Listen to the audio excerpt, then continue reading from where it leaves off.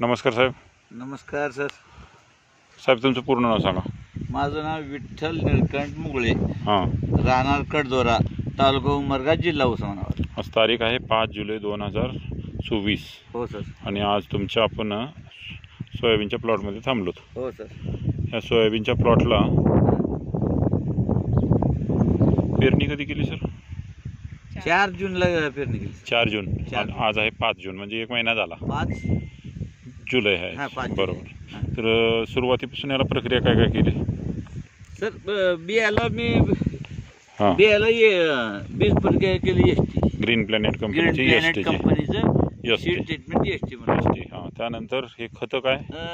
खत पेरलो प्रूम हां. आणि पोटॅश. प्रूम 25 किलो आणि पोटॅश 25 किलो. ग्रीन प्लॅनेट कंपनीची खतं हां, आहेत. ग्रीन ऑर्गॅनिक प्लॅनेट DAP प्रोम या नावानं येते. हो सर.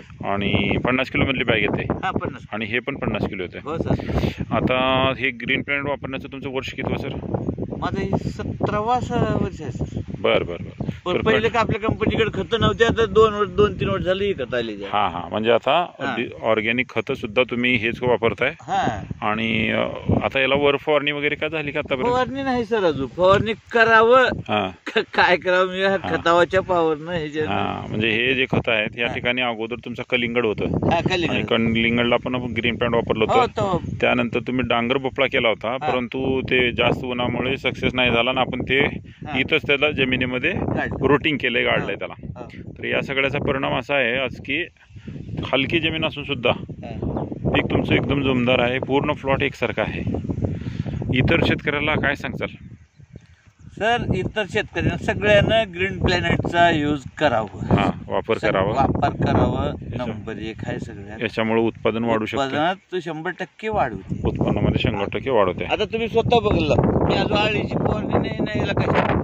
आतापर्यंत तुम्ही याला कसलीच फवारणी फवारणी केलेली नाही, आणि फक्त पेरणी झाली, हा, बीज प्रक्रिया केली आणि खत टाकलेलं आहे. खत टाकलेलं आहे. तुम्हाला असं वाटतंय का की ग्रीन प्लॅनेट कंपनीच्या खताचा वापर केला तर शेतकऱ्यांना फायदा होईल? शेतकऱ्याला सर जास्तीत जास्त फायदा.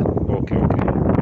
तुम्ही यावर्षी उडीद उडीद आणि तिकडे आता डांगर भोपळा लागवड केली आता. हा. आणि उडीद आहे सध्या. ते उडदाचे आपण ते इकडे पण जाऊया.